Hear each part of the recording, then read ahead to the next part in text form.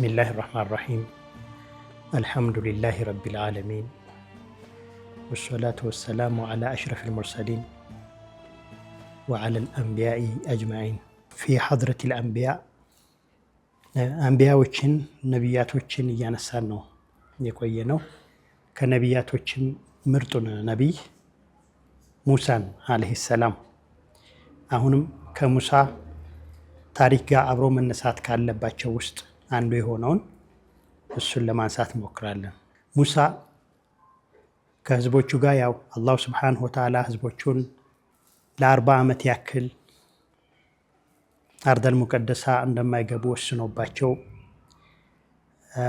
ሲና በረሃ ላይ በቃ እዛ ላይ እየተንከራተቱ እንዲቆዩ ከተወሰነባቸው በኋላ ምክንያቱም አርደል ሙቀደሳ ሊገባ የሚችለው ሰው ያ ለአርደል ሙቀደሳ ብቁ የሆነው ሰው ነው። ያም ደግሞ ጂሃድን የተቀበለ በአላህ መንገድ ላይ የሚታገል ለአላሁ ስብሓነሁ ወተዓላ መስዋዕት የሚከፍል ነውና እነሱ ግን መስዋዕት መክፈል ስላልፈለጉ ሙሳና ጌታው ገብተው እንዲጋደሉላቸው ስለጠየቁ አላሁ ስብሓነሁ ወተዓላ ቲህ ሲና ላይ እየተንከራተቱ ለ40 ዓመት ያክል እንዲቆዩ አላህ በወሰነባቸው መሰረት በዚህ ሁኔታ እየኖሩ እያለ ያው ሙሳ ሁልጊዜ ያስታውሳቸዋል ህዝቦቹንና ዳዕዋ ያደርግላቸዋል፣ ከተሳሳቱበት እንዲመለሱ ይመክራቸዋልና በአንድ ወቅት ለነሱ ዳዕዋ አድርጎላቸው እንደጨረሰ ጥያቄ ይቀርብለታል። በምድር ላይ ካንተ የበለጠ አዋቂ አለ ወይ?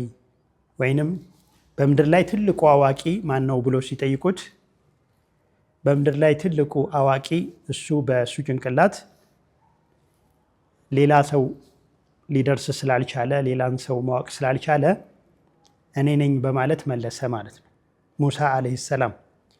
ሙሳ ያው አላህ ያናገረው ተውራት የተሰጠው ነውና ከሱ የበለጠ በዚህ ምድር ላይ የሚያውቀው ዓሊም የለምና እኔ ብሎ ሲመልስ አላሁ ስብሓነሁ ወተዓላ ከሱ የበለጠ ዓሊም እንዳለ አሳየው ማለት ነው። አላሁ ስብሓነሁ ወተዓላ ማለትም ሙሳ በእርግጥ ትልቅ ዓሊም ነው፣ የተውራት ዓሊም ነው። ከሱ የበለጠ ብዙ ዓሊም የለም። ነገር ግን ሙሳ በማያውቀው ፕሮፌሽን ወይም ደግሞ እሱ የማያውቀውን ተኸሱስ ደግሞ የሚያውቅ ሌላ ሰው መኖሩን አላሁ ስብሓነሁ ወተዓላ ሊያሳየው ተናገረው ሙሳን ማለት ነው። አሳወቀው። ምን ብለው? ሁለቱ ባህሮች የሚገናኙበት ቦታ ላይ ካንተ የበለጠ አዋቂ አለ፣ ከሱ ጋር ሄደህ ትምህርት ተማር ብሎ አዘዘው ማለት ነው። ያው ሙሳም ከዚህ ከሰውዬ እንዲማር በጠየቀው መሰረት ከኔ የበለጠ አዋቂማ ካለ ከሱ መማር እፈልጋለሁና ቦታውን እንዲነግረው በጠየቀው መሰረት አላሁ ስብሓነሁ ወተዓላም ሁለቱ ባህሮች የሚገናኙበት ቦታ ስትደርስ ይህን የምትማርበትን የምታውቅበትን አንተ የማታውቀውን የሚያውቅ ሰው ታገኛለህ በማለት ቦታውን ነገረውና ሙሳም ለዚህ ጉዳይ ተዘጋጅቶ ወደዚህ አዋቂ ወደ ተባለው ሰው አቀና ማለት ነው። አላህም እንደነገረን ወኢዝ ቃለ ሙሳ ሊፈታሁ ላ አብረሑ ሐታ አብሉገ መጅመዐል ባህረይኒ አው አምዲየ ሑቁባ እና አብሮት ጓደኛውን የጉዞ ባልደረባውን ኻዲሙን ወጣት የሆነውን ዩሻዕ ኢብኑ ኑንን ይዟል።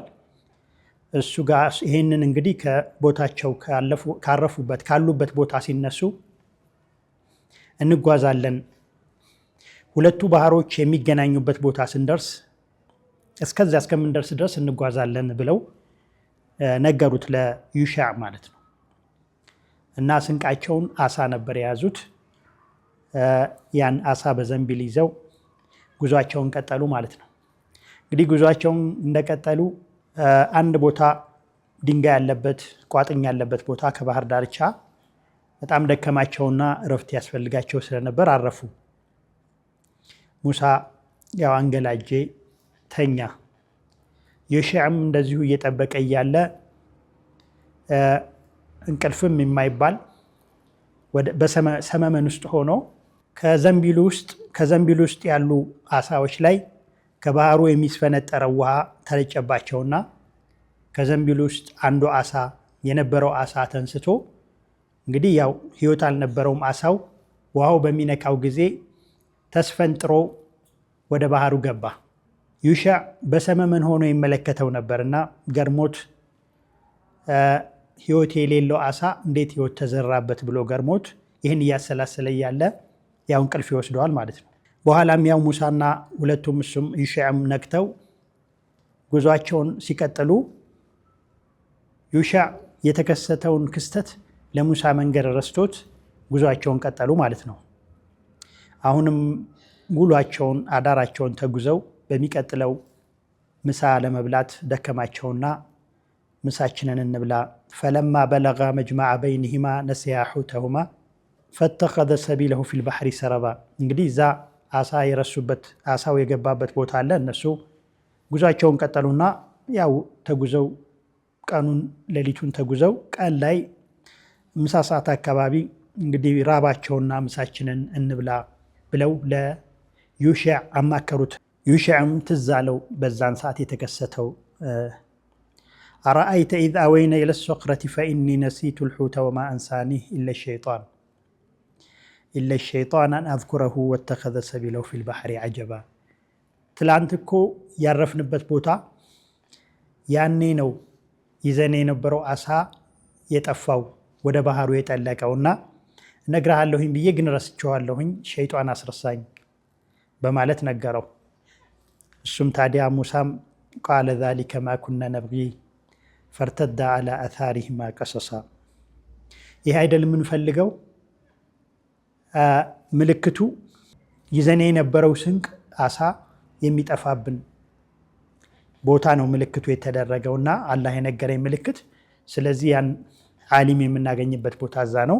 ስለዚህ በቃ የምንፈልገው እሱን ስለሆነ ወደ እሱ እንመለስ በማለት የመጡበትን መንገድ ተከትለው ተመለሱ። ከዚያም ያው አላሁ ስብሓነሁ ወተዓላ ታገኘዋለህ ብለው የነገራቸውን ሰው አገኙት።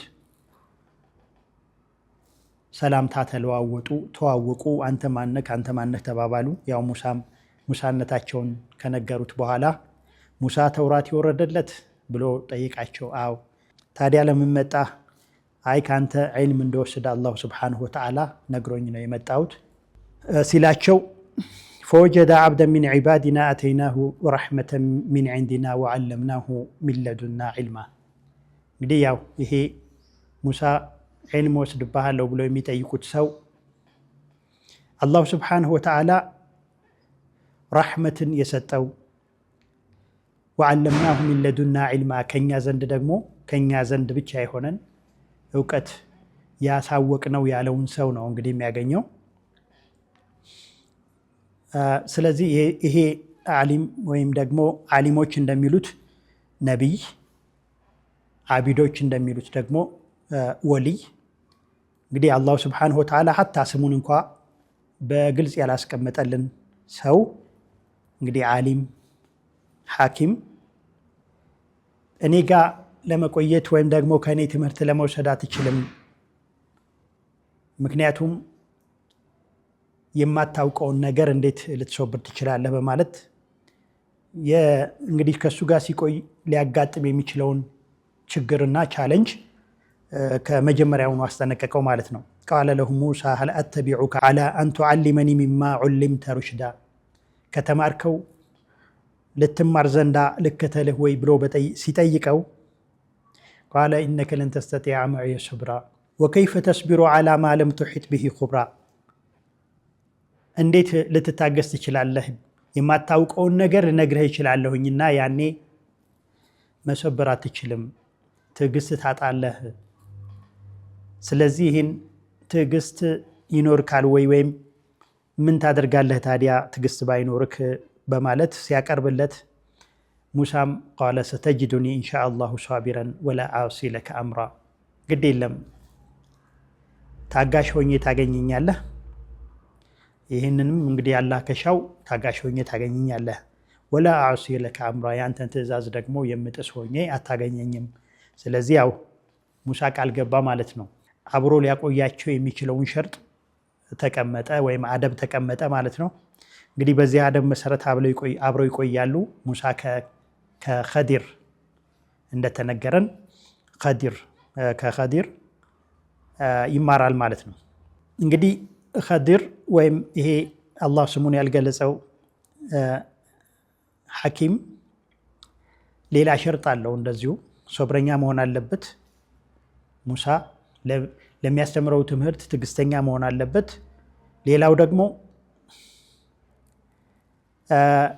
እኔ ጋር ከቆየህ እኔ ስለሆነ ነገር ሳስተምርህ ወይም ስነግርህ እኔ እስከምገልጽልህ ድረስ ጥያቄ ማቅረብ አይፈለግም፣ ጥያቄ ማቅረብ አትችልም የሚል ሸርጥ አቀረበለት ማለት ነው። በዚህ ሸርጥ መሰረት ተስማምተው በዚህ አደም መሰረት ተስማምተው እንግዲህ ያው ሙሳ ሊማር ኸድር ሊያስተምር ጉዟቸውን ጀመሩ ማለት ነው። እንግዲህ ይሄ እውቀት የታላላቆች እውቀት ነው። ምክንያቱም አላሁ ስብሓንሁ ወተዓላ ያናገረው ተውራት የተሰጠው ታላቁ ዓሊም ሙሳ፣ ታላቁ ነቢይ ሙሳ፣ ታላቁ ረሱል ሙሳ እንግዲህ በዚህ አሁን በሚማረው ትምህርት የሚበልጠው የሆነ ሰው ኸዲር የሚያስተምረውን ትምህርት ነው እንግዲህ የምናገኘው ማለት ነው። ነቢይ የማያውቀው ትምህርት ዑለማዎች እንደሚሉት እውቀት 3 አይነት ደረጃ አለው ይላሉ። አንደኛው የወህይ እውቀት ነው። ያው ለነቢያቶች የተሰጠ እውቀት ነው። አላህ ሱብሓነሁ ወተዓላ በሚያሳውቃቸው መሰረት የሚናገሩት እውቀት ሲሆን፣ ሁለተኛው እውቀት ደግሞ ዒልመ ተጅሪባ ወይም የሙከራ እውቀት የሚባለው ነው። ይህ ማንኛውም ሰው እንግዲህ የሚተዓለመው ዒልም ማለት ነው።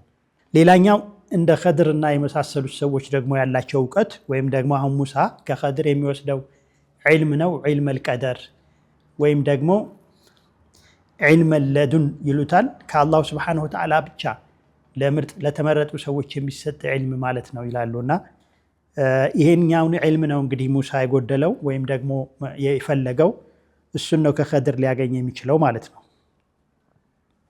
በመጀመሪያ ፈንጠለቃ ሐታ ኢዛ ረኪባ ፊ ሰፊነቲ ኸረቀሃ። እንዲህ በጉዞ ላይ ያሉ በባህር ላይ መሳፈር ነበረባቸውና ኸድርን ባዩቸው ጊዜ እነዛ መርከቡን የያዙት ሰዎች ያቋቸው ስለነበረ በደንብ አስተናገዷቸውና ምንም ሂሳብ ሳያስከፍሉ አሳፈሯቸው እና አሳፍሯቸው እየተጓዙ እያለ ኸድር ግን መርከቡ ያው መርከቦች የሚሰሩት በጣውላ ስለነበር ያን ጣውላ ሰበሩት ወይም ቀደዱት። ሙሳ ደነገጠ። እነዚህ ሰዎች በነፃ አሳፍረውን ተንከባክበውን ሳለ ውለታ ውለውልን ሳለ እንዴት መርከባቸውን ትቀዳለህ? እንዴት መርከባቸውን ትሰብርባቸዋለህ? በማለት ሙሳ ተቆጣ ወይም ተበሳጨ። ቃለ አኸረቅተሃ ሊቱግሪቀ አህለሃ ፈቀድ ጂእተ ሸይአን ኢምራ በማለት ኸድርን እንግዲህ ተናገራቸው ማለት ነው። እንግዲህ ያው እንዴት የተሳፈሩትን ሰዎች ለማስጠም እንዴት መርከቧን ትሰብራለህ? በማለት ያው የሚታያቸውን ዒልም ወይም የሚታያቸውን እውቀት ተቃወሙ ማለት ነው። ያው እሳቸው የሚረዱት መርከቧ በመሰበሯ ሰዎች ይሰጥማሉ፣ መርከቧን ደግሞ የሰው ሐቅ ነች፣ ስለዚህ የተሰራው ነገር ትክክል አይደለም የሚል የታያቸውን ተናገሩ ማለት ነው። እንደ ነቢይ፣ እንደ ረሱል፣ እንደ ሰውም ማለት ነው። እና ያው ኸድር ደግሞ እኔ ካልነገርኩ በስተቀር ማንኛውንም ነገር ስሰራ እንዳትጠይቀኝ ብሎ በገባው ቃል መሰረት ከኔ ጋር መታገስ አትችልም፣ ከኔ ጋር ለመማማር መታገስ አትችልም አላልኩህም ነበር? አዎ ብዬህ ነበረ፣ ስለዚህ ትዕግስት አጣህ ብለው የስምምነታቸውን አስታወሱት ማለት ነው ኸድር ዓለይሂ ሰላም። ሙሳም ቃለ ላ ቱአኺዝኒ ቢማ ነሲቱ ወላ ቱርሂቅኒ ሚን አምሪ ዑስራ፣ የረሳሁትን በረሳሁት አትያዘኝ፣ ስምምነታችን ልክ ነው፣ አጥፍቻለሁኝ። ላ ቱአኺዝኒ ቢማ ነሲቱ ወላ ቱርሂቅኒ ሚን አምሪ ዑስራ፣ ያው አንዳንድ የሚከብዱ ነገሮች ሲያጋጥሙኝ እንደዚህ ልቸገር እችላለሁኝና የረሳሁትን በረሳሁት ነገር አትያዘኝ በማለት ያው ያደረጉት ነገር ትክክል አለመሆኑን አስረዱት ማለት ነው በስምምነታቸው መሰረት። አሁንም ያው ኸድር የመጀመሪያ ስህተት ነውና ፈንጠለቃ ሐታ ለቅያ ጉላመን ፈቀተለ። አሁንም ከመርከቧ ወርደው በሆነ መንደር ላይ ሲያልፉ ከልጆች ጋር ይጫወት የነበረን ልጆቹ መበተናቸውን ጠብቀው አንዱ ልጅ ሲቀር ያንን ልጅ ኸድር አለይሂ ሰላም ገደሉት።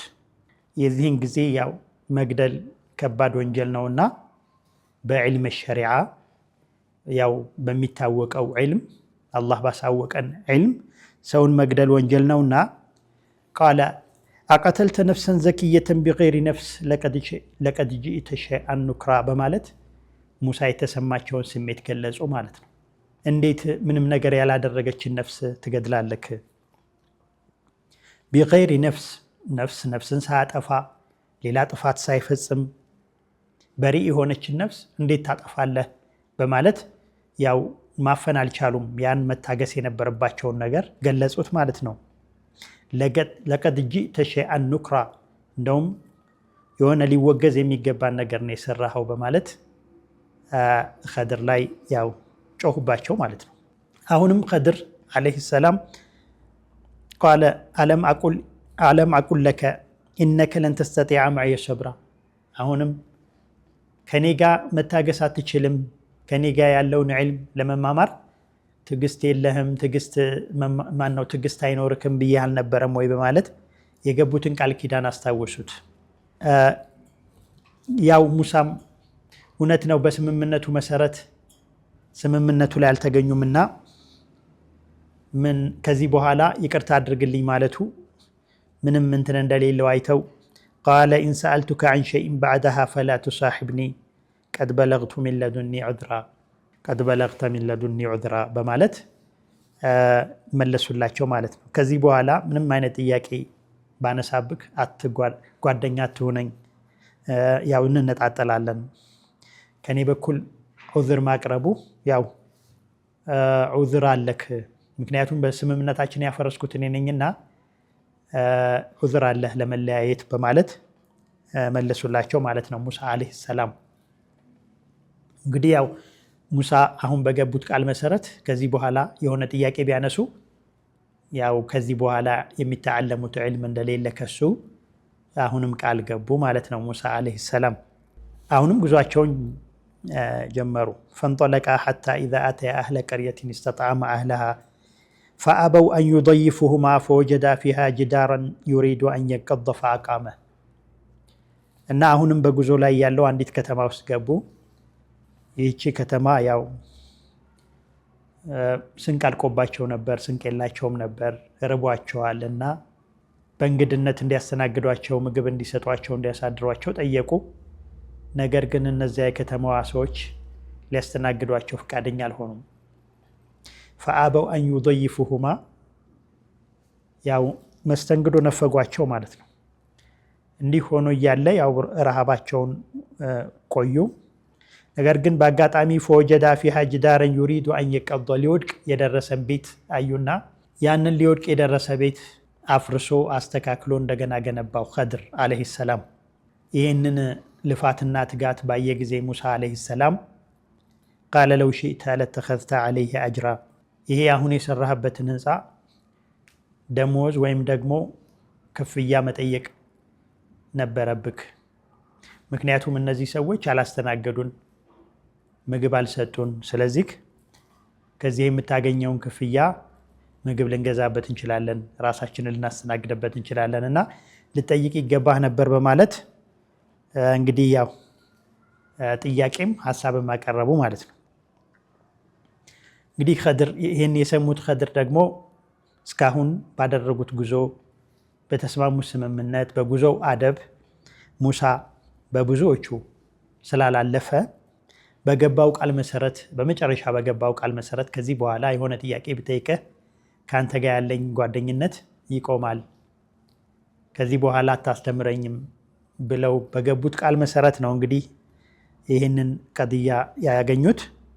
ስለዚህ አሁን ዑዝር የላቸውም እና ሙሳ ቃለ ሃዛ ፊራቁ በይኒ ወበይንክ ሰኡነቢኡከ ቢተእዊሊ ማ ለም ተስተጢዕ ዐለይሂ ሰብራ። እንግዲህ ያው የኔና አንተ መጨረሻ መለያያ እዚህ ቦታ ነው፣ እዚህ ነው። በመጨረሻ ግን እስከ አሁን ያጋጠሙኝን ነገሮች በምን ምክንያት እንደዛ እንዳደረግኳቸው ልንገርክ በማለት እስካሁን የተፈጸሙትን 3 ቀድያዎች ወይም 3 የትምህርት ተምሳሌቶች አርአያዎች ትርጓሜያቸው ተፍሲራቸው ምን እንደሆነ ልንገርህ በማለት ወደ ተፍሲሩ ገቡ ማለት ነው። እስካሁን ያጋጠማቸውን እስካሁን የሰሩትን ያዓለሙትን ምን ማለት እንደሆነ ለማስረዳት ሞከሩ ኸድር አለይሂ ሰላም። ሙሳም ያው በጉጉት ይጠብቅ ነበር ይሄንን። ምክንያቱም ለሙሳ እነዚህ 3ቱም ነገሮች በተለይ እንግዲህ ደረጃቸው ቀለልና ከባድ ቢሆንም እንኳ ትንግርት ነበሩ። ምክንያቱም አንድ የአላህ አቢድ አንድ የአላህ ዓሊም የሚፈጽማቸው አይደሉም ብሎ ስላመነ ማለት ነው። ነገር ግን አላህ ከሱ ተማር ብሎ ስለላከው በዛ ታግሶ ቆየ እንጂ በሙሳ ሂሳብ ኸድር የሰራቸው ስራዎች ትክክል አለመሆናቸውን ነው እንግዲህ እየተረዳ የነበረው እና ነገር ግን ያው የነዚህ የተሰሩትን ስራዎች ተፍሲርና ምንነት ማወቅ ነበረበት።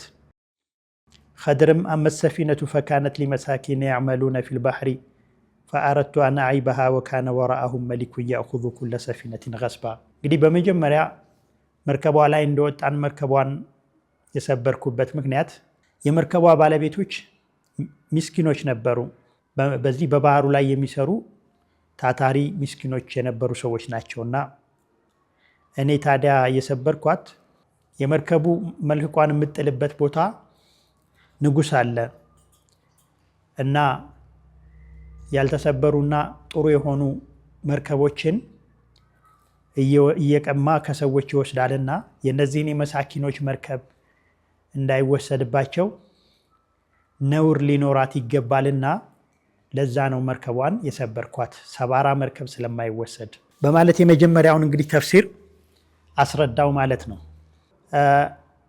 ይሄም ማለት እንግዲህ ይሄ ለሙሳ በጣም ትልቅ እንትን ነው። ምክንያቱም እንኳ ሙሳም ብቻ አይደለም የመርከቧ ባለቤቶች ሌሎችም ሰዎች ኸድር ባደረገው ነገር ቅር ተሰኝተው ይሆናል። ሙሳ የቅርብ አብሮት ስለነበረ እያንዳንዷን ነገር ሲሰራ ይከታተለው ስለነበረ ነው እንግዲህ ለሙሳ ይሄ መልስ የተሰጠው። እነዛ ሰዎች ግን መርከቡን የሚቀማው ሰው አጋጥሟቸው በመሰበሩ ምክንያት ሲቀርላቸው ብቻ ነው ይህን ሐቅ ሊረዱት የሚችሉት። አለበለዚያ አይገለጽላቸውም። በነፃ ያሳፈሩት ሰው መርከባቸውን እንደሰበረባቸው ነው የሚሰማቸውና ለሙሳ ግን ይሄ ግልጽ ሆነለት ማለት ነው። የመጀመሪያው ኸድር የፈጸመው ለሱ ስህተት የመሰለው ነገር እንግዲህ ሷሊህ ወይም ጥሩ ነገር ነበር ማለት ነው። ያ ደግሞ ከልጆች መካከል ነጥዬ የገደልኩት ልጅ አባቶቹ ለአላህ ያደሩ አማኞች ናቸው። እነዚህን ለአላህ ያደሩ አማኞችን ወደ ክህደትና ወደ ጥፋት ይወስዳቸዋል ብለን ፈራን።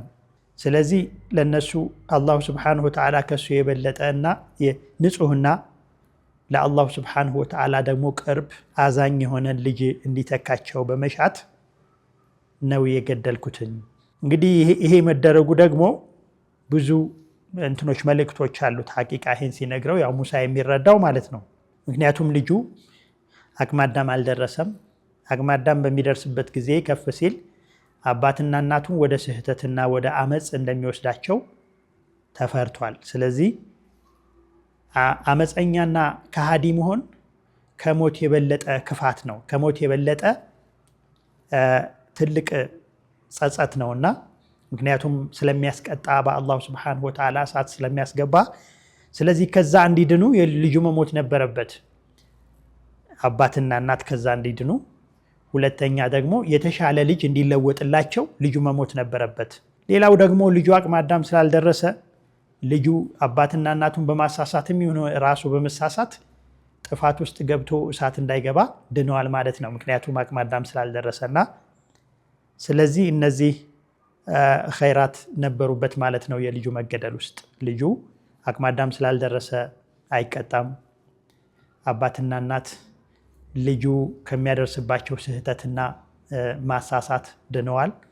አባትና እናት ደግሞ ሌላ የተሻለ ከሱ የተሻለ ልጅ ይሰጣቸዋል ማለት ነው። እና ይሄ ትልቅ ዒልም ነበር ሐቂቃ። ምክንያቱም በፊት ለፊት የምናየው የልጁን መገደል እንጂ በልጁ መገደል ምክንያት ለቤተሰቦቹና ለልጁ የሚደርሰውን ኸይር ስራ ስላልተረዳ ማለት ነው። ሙሳም ሆነ ይህን ታሪክ የሚሰማ ሰው ሐታ ቤተሰቦቹም የልጁ ቤተሰቦች እንኳን የማይረዱት ነው ወዲያውኑ ማለት ነው። ያው በኋላ አላህ ሱብሓነሁ ወተዓላ ጊዜው ሲደርስ የሚያዩት ከመሆኑ ውጭ ማለት ነው። እና በዚህ ምክንያት ነው ልጁን የገደልኩት። ወአመ ልጅዳሩ ፈካነ ሊጉላመይን የቲመይን ፊል መዲና ወካነ ተሕተሁ ከንዙን ለሁማ ወካነ አቡሁማ ሷሊሓ ፈአራደ ረቡከ አን የብሉጋ አሹደሁማ ወየስተኽሪጃ ከንዘሁማ ረሕመተን ሚን ረቢክ። ሶስተኛው ቀጥያ ደግሞ ያው ከተማዋ ውስጥ አላስተናገዱንም።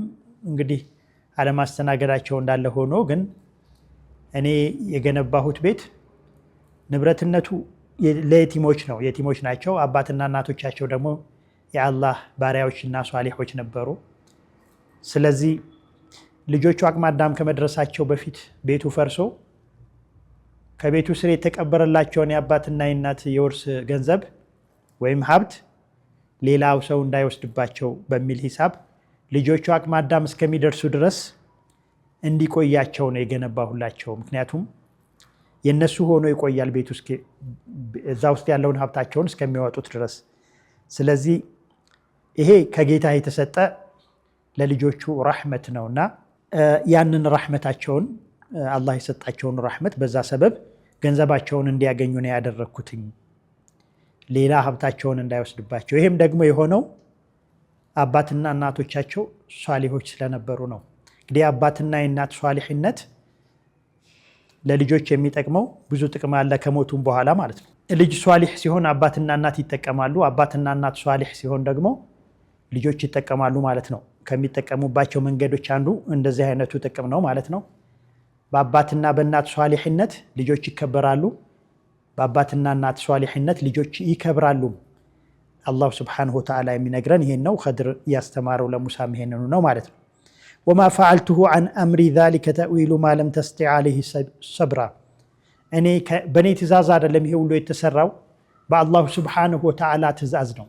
ስለዚህ እስካሁን ድረስ መታገስ ያልቻልክበት ሶስት ቀድያ ትርጓሜው ይሄን ይመስላል በማለት አስረዳው ማለት ነው።